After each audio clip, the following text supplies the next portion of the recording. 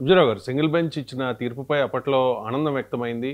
అశోక్ నగర్ అంతా కూడా చాలా సంబరాలు చేసుకున్న పరిస్థితి. న్యాయస్థానం మీద చాలా గౌరవాన్ని, నమ్మకాన్ని వాళ్ళు వ్యక్తం చేశారు. ఇప్పుడు ఈ డివిజన్ బెంచ్ ఇచ్చిన తీర్పు తర్వాత విద్యార్థుల అలాగే తెలంగాణ ప్రజల మానసిక పరిస్థితి ఏ రకంగా ఉంది అంటే ఏం చెప్తారు? ఎస్ అండి. ఒక సరళ నాయక్ ఆమె కామారెడ్డి నుండి బస్సు ఎక్కి ట్రావెల్ చేసుకుంటూ హైదరాబాద్ వచ్చి ఫస్ట్ కేసు ఫైల్ చేసేటప్పుడు ఒక 1000 రూపాయలు వాళ్ళ తండ్రి ద్వారా వచ్చి అక్కడ ఇవ్వడం జరిగింది. ఆవిడకి అప్పుడే 2 పిల్లలు ఉన్నారు. ఆవిడ వయసు 36 సంవత్సరాలు, 2 పిల్లలతో. ఓకే, వాళ్ళ హస్బెండ్ ఏదో ఒక చిన్న పని చేస్తూ ఉంటాడు. కానీ ఈవిడ పీజీ చేయడం వల్ల చాలా కష్టపడి గ్రూప్ 1 మెయిన్స్ రాసింది. చాలా హోప్ఫుల్గా ఉంది తెలుగు మీడియంలో.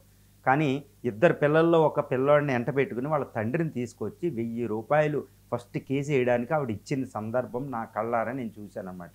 ఆవిడ కళ్ళల్లో పూర్తిగా నీళ్లు తిరుగుంది. నేను తెలుగు మీడియం చదవడమే నా పాపమా, నేను ఏ తప్పు చేశాను, ఎంతో కష్టపడ్డాను. ఎందుకంటే 2 పిల్లలు, నా మొత్తం టోటల్ లైఫ్ అనేది ఒక మీనింగ్ అనేది గ్రూప్ 1 మీద నేను టోటల్ శక్తి పెట్టానండి. గత 7-8 సంవత్సరాల నుంచి నేను ప్రిపేర్ అవుతున్నాను. ఎన్నో మనీ నేను కోచింగ్ ఇన్స్టిట్యూట్స్కి పే చేశాను. ఎట్టి పరిస్థితుల్లో నాకు న్యాయ వ్యవస్థ నమ్మకంతో చేస్తుంది అని ఆవిడ చెప్పినప్పుడు నా కళ్ళంట నీళ్లు తిప్పుకున్న రోజు అనమాట సరళ నాయక్. ఇలాంటి వాళ్ళది ఒక్కటి కాదండి స్టోరీ, ఒక ల్యాక్స్ ఆఫ్ ది స్టోరీస్ ఉంది ఇదే తెలంగాణ స్టేట్లో. అది మానసిక స్థితి. కొంతమంది స్టూడెంట్లు చనిపోవడం జరిగింది ఇదే తెలంగాణ. ఇదే మళ్ళా కేసు మొదలైన తర్వాత 2 స్టూడెంట్లు చనిపోవడం జరిగింది. చాలామంది మరణాలు బయటకు రావడం లేదు, ఎందుకంటే తల్లిదండ్రులు అవమానంగా ఫీల్ అవుతున్నారు. కొన్ని కేసులు రావడం లేదు, మీడియా ఫోకస్ ఉండదు. దారుణమైన కేసు, దారుణమైన సిచ్యువేషను. మానసికంగా వాళ్ళు బతుకున్న జీవచవాల్లా బతుకుతున్నారు. మళ్ళీ ఇంటికి వెళ్ళి మళ్ళీ ఎంఎన్ఆర్ఈజీ వర్క్ కానీ ఈ వర్క్కి వెళ్తున్నారు. ఇది మానసిక స్థితి అండి. ఈరోజు తెలంగాణ ఆర్థిక ముఖ చిత్రం మాకు తలసరి ఆదాయంలో కంట్రీకి వెళ్ళిపోయాం, రైస్ ఉత్పత్తిలో అగ్రస్థానానికి వెళ్ళిపోతున్నాం. What is the situation in Telangana? ఈరోజు తెలంగాణ పరిస్థితి ఏంటంటే, ఒక పోస్ట్కి ఎంతమంది పోరాడుతున్నారు, ఒక పోస్ట్కి మాకు ఉద్యోగ నోటిఫికేషన్ వద్దని ధర్నాలు చేస్తున్నారు అనేది మాట పూర్తిగా విరుద్ధం, వాస్తవ దూరం అది. ఎందుకంటే తెలంగాణ 1,12,000 చదరపు కిలోమీటర్లో ఉన్న సుమారు 700 చదరపు కిలోమీటర్లు ఉన్న హైదరాబాదే గుండెకాయ. అక్కడే ఆర్థిక వ్యవస్థ. మిగిలిన రూరల్ పీపుల్ పరిస్థితి ఏంటి, ఎస్టీ బీసీల పరిస్థితి ఏంటి, జీవో 29 ఏంటి, జీవో 55 ఏంటి? వాళ్ళ మానసిక ఆందోళనకి సమస్యకి మార్గం ఎవరు చెబుతారు? మానసిక ఆందోళన తీర్చేవాళ్ళు లేరు. వాళ్ళ ఆత్మహత్య చేసుకుంటే పరిస్థితి ఘోరాతి-ఘోరమైన. ఇది ఒక మానసికమైన ఆందోళన. ఈ మానసిక కోణాన్ని చూడకుండా ఏ న్యాయం చేసినా అది న్యాయం కాదు. రాజ్యాంగ స్ఫూర్తి అని ఉంటుంది, ఆ పదాన్ని నేను చెప్పలేను, నా భావాలతో కూడా నేను ఎక్స్ప్రెస్ చేయలేనమాట. మానసిక స్థితిని అంత ఘోరాతి-ఘోరమైన ఒక రెచ్చడ్ కండిషన్, ఒక హెల్ప్లెస్ కండిషన్లో ఏది దిక్కు లేకుండా ఏం చేయాలో ఒక ఆత్మహత్యలు చేసుకునే ఒక మానసిక స్థితిలో ఈరోజు తెలంగాణ నిరుద్యోగులు ఉన్నారు.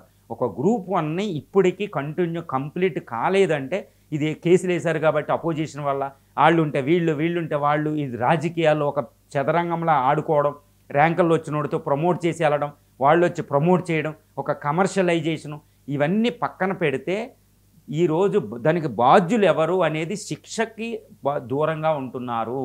ఈరోజు 563 పోస్టులో ఎంతమంది నీతి నిజాయితీతో వచ్చారని ఈరోజు స్టూడెంట్ క్వశ్చన్ చేస్తున్నారు. దానికి ఎవరు ఆన్సర్ చేయగలగాలి? ఇక్కడ తెలంగాణ పబ్లిక్ సర్వీస్ కమిషను ఇన్ని ప్రొటెస్టులు జరుగుతుంటే పీపుల్తో ఎందుకు మాట్లాడలేకపోయింది రాజ్యాంగబద్ధ సంస్థ? ఒక రాహుల్ గాంధీ వచ్చి సెంట్రల్ లైబ్రరీలో చిక్కడపల్లిలో ఓటు హక్కు మాట్లాడుకున్నారు. మరి ఇప్పుడు ఎందుకు రావడం లేదు?